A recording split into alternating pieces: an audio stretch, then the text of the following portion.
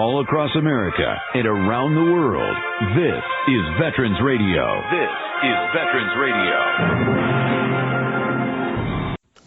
Welcome to Veterans Radio. I am Jim Faussone. I'm the officer of the deck today. We've got some great programs for you. I think you'll find very interesting.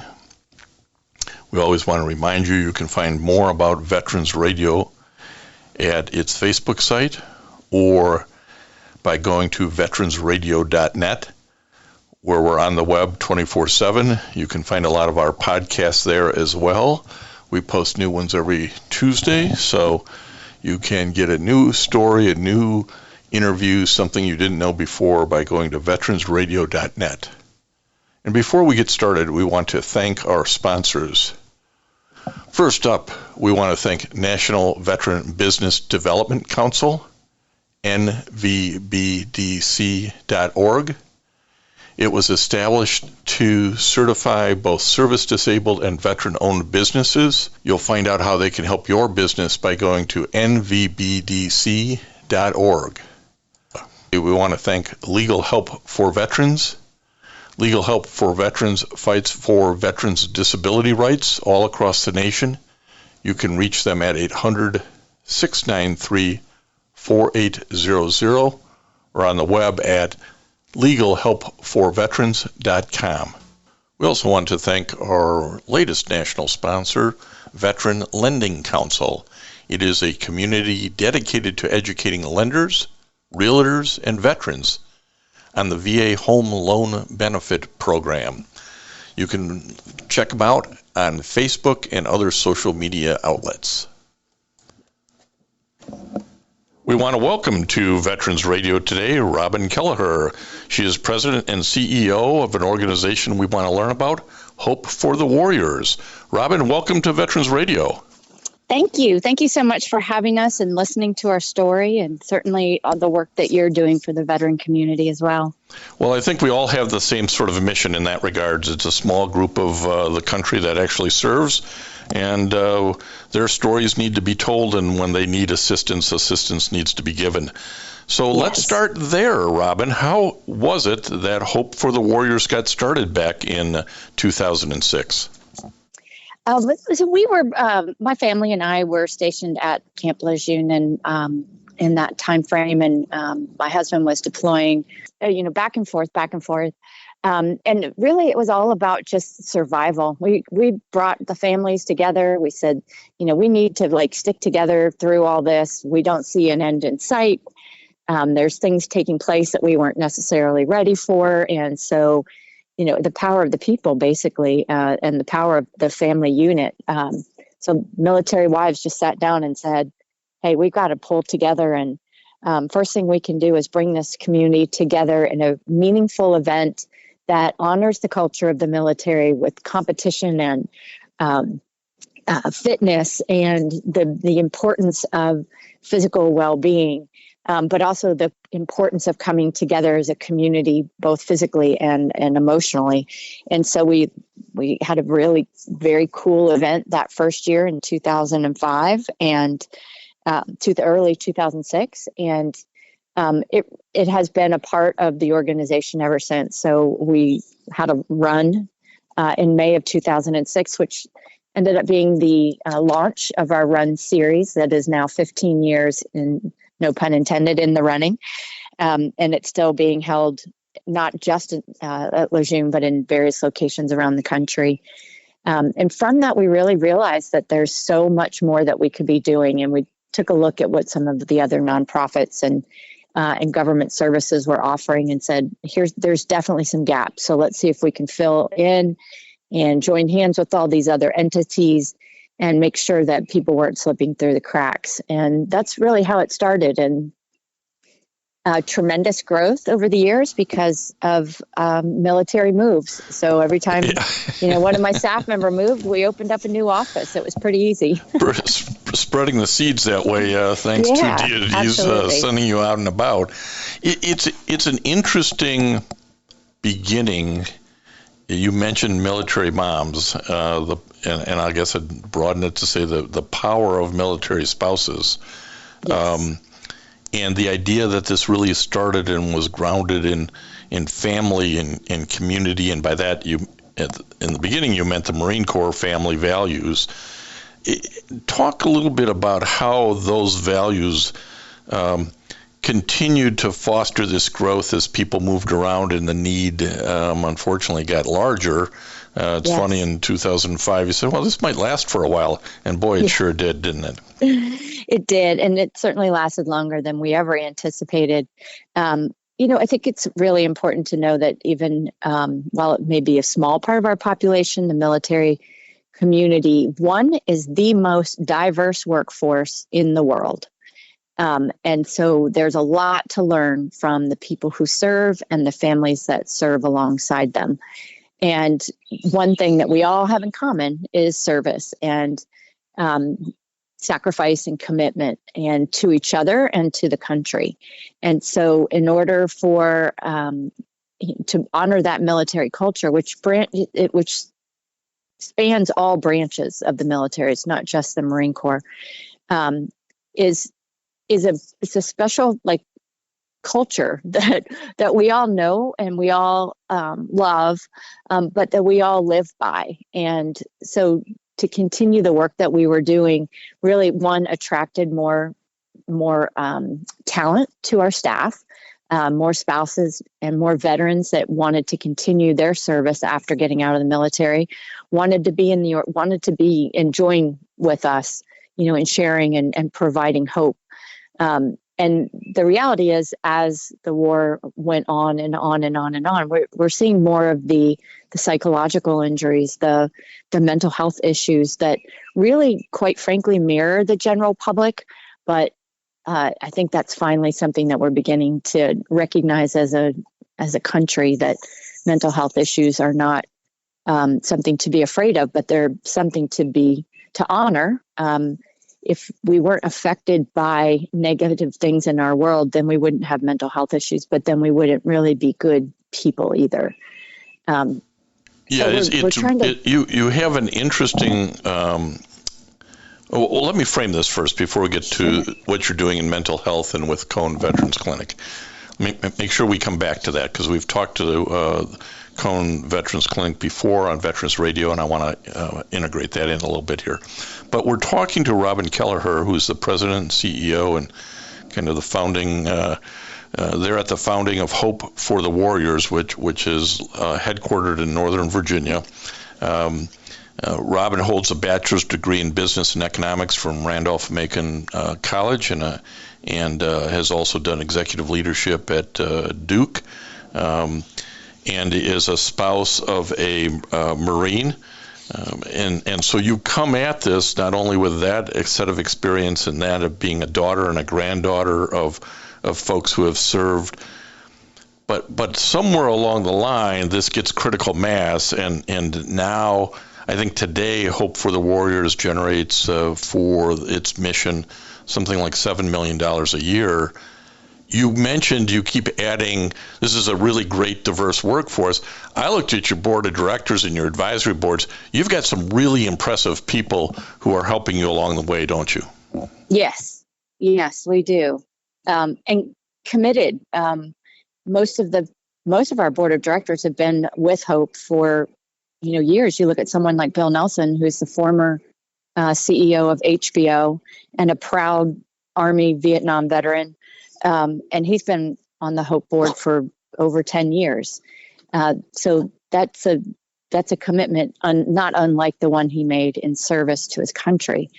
So we're proud to have the group that we have, not only on the board, but our board council and our community council. And they do represent, a large variety of the general public as well as the military community. Well, and Hope for the Warriors, which is a 501c3 tax-exempt organization, has also earned a 4-star rating from Charity Navigator and is part of the National Combined Federal Campaign. Mm-hmm. All of those steps are important, but you've got to have donors and both individual and corporate donors who really get behind the mission. Tell us how you've built that over the last 15 years. That's a great question, and thank you for highlighting the accolades. Our staff works very hard to maintain that level of excellence, and I've always said the level of excellence mirrors the people that we serve, and we can't afford to do anything less than exceptional for them.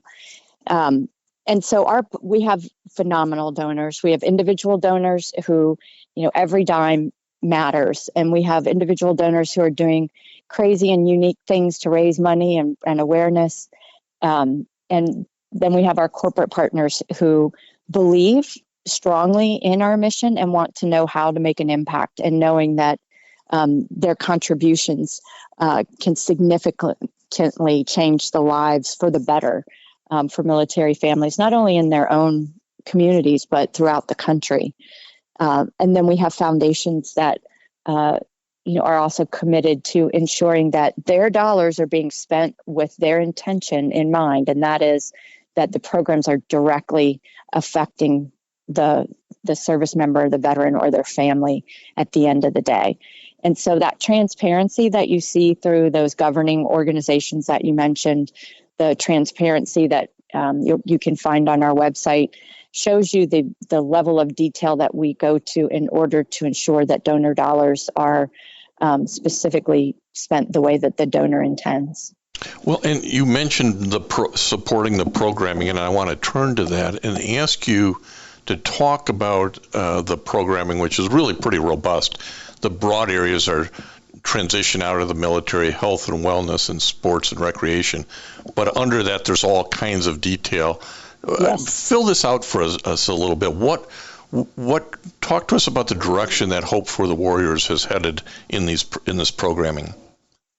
So at the end of the day, all of those things, whether it's transition, education, so you look at transition as unemployment or changing from one thing to another, all of the sports and recreational things that we do, the health and wellness, all at the end of the day focuses on a healthy lifestyle, a healthy well-being of a person. And at the end of that day, that's where we impact suicide. So if you look at the programming, at the end of the day, it really is about changing those numbers or suicide prevention, and attacking all the things that lend to that decision. And whether that's for a service member, a veteran, or now we're really trying to be very vocal about the numbers of suicide or attempted suicides in the military children population. And so organizations like Hope, who make sure that not only are the elements that get you there are being addressed, but also that the conversation around healthy people, healthy well-being, is something that's talked about and not something that's feared. Well, it's pretty easy, and we talk to veterans and family members all the time who, it can be rough for a lot of reasons, coming out of the military or having a spouse who's been injured or a family member who's been injured, and you sort of get into the funk, right? You get into that blue, you get depressed, and maybe everything that goes with that, and it's easy to kind of swirl down. But we often talk to folks who say, well, once I got involved in this program, it gave me purpose, and I started, pulling myself back up to my normal. And I think that's what your programming, as I look at things for like Drive for the Hope, different runs, really kind of go to get you to maybe, kind of, you mentioned it, sort of a total wellness approach. Absolutely.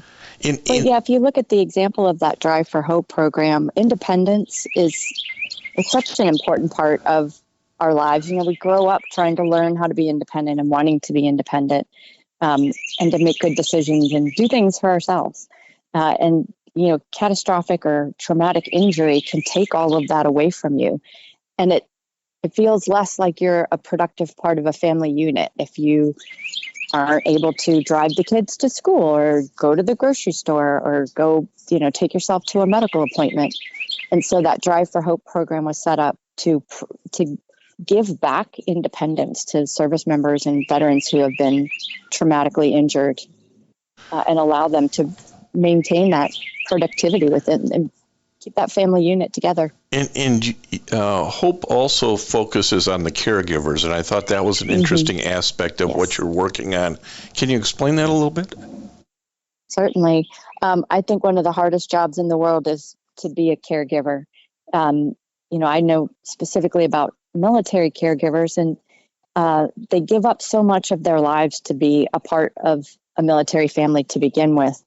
And then to become a person who is then caring for someone who's been severely injured or wounded is yet another level of sacrifice. And we can't there's a lot of things in this country that are not provided to the people in this country. And so you have to rely on caregivers as a resource in this country. And so therefore it is incumbent upon us that they are healthy and happy and thriving, because it's hard work what they do. Oh, absolutely. And I think it's, VA is trying to get better with caregivers, but at the same time, they give something and they take something away. And there's a lot of controversy at the moment about some of the proposals. So it's going to be 501c3s like Hope for the Warriors who are going to step in and help caregivers some more, because it really is needed, and it's a missing function of what VA is able to do for folks. So I think that's a great aspect of your program. And we're talking to Robin Keller, who's the president and CEO for Hope for the Warriors, and her birds are serenading us, so I hope you're all enjoying that as well. I always love being on call sitting outside, because it's so peaceful to hear that, and then to share that with whoever's listening. Well, as I said, I believe in Northern Virginia, so you're ahead of a lot of people in terms of springtime, and the birds want us to know that. But yes. But let me move you. We're talking about sort of mental health, and both for caregivers and for veterans. You have a unique relationship with the Stephen A. Cohen Military Family Clinic that I want you to talk a little bit about, because this is unusual and an example of how the private sector really steps in and helps out. Yes, absolutely. It is. That is such a unique relationship, and the Cohen family is extremely generous in knowing that these resources are just not available, in particular in military towns. So because Hope was founded in Jacksonville, North Carolina, we've had such a good relationship with the community there. It was just a natural fit that we would be the ones to host the clinic in Jacksonville.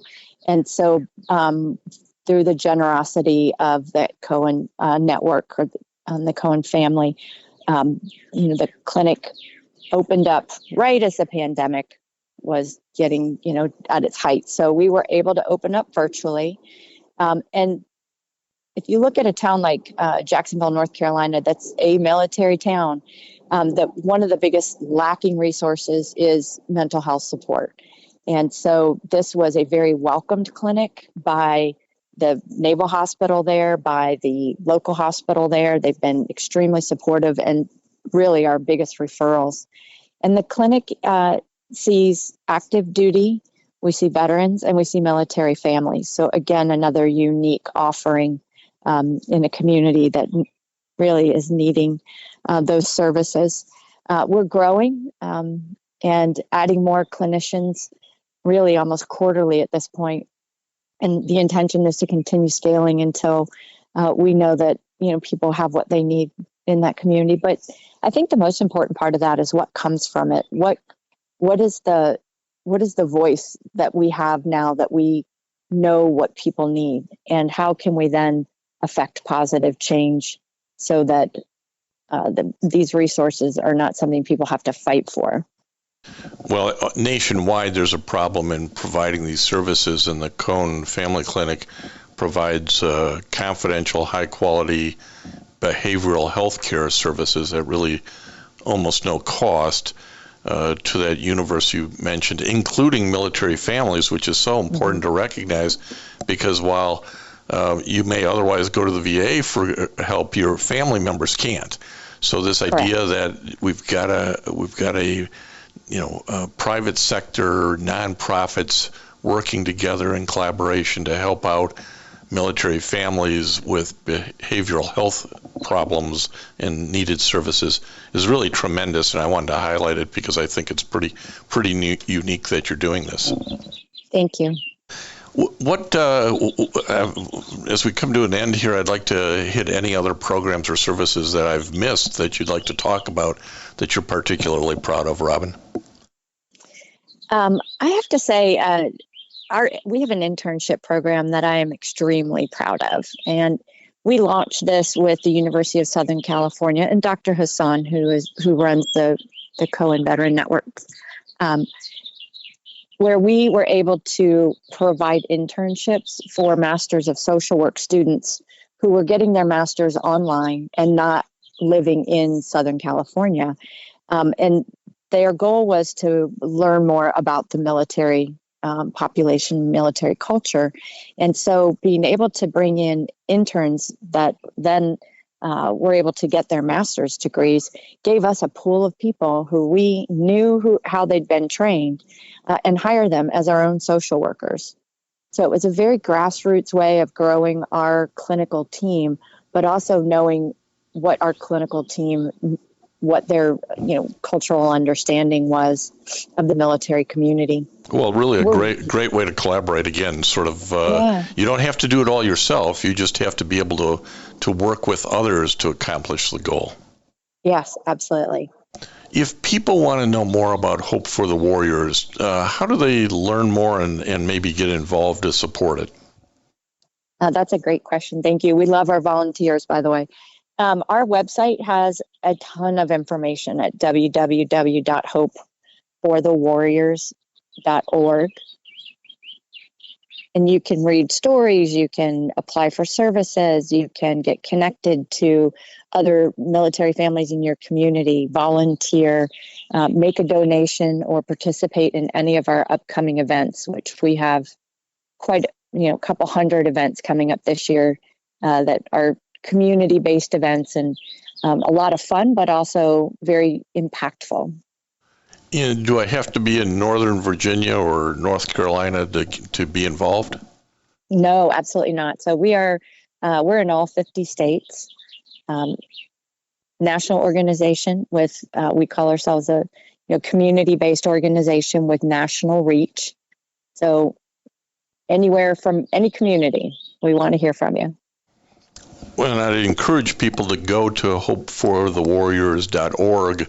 Go click on the calendar or events and look at the calendar, and you're going to see things, as Robin says, all over the country, from golf to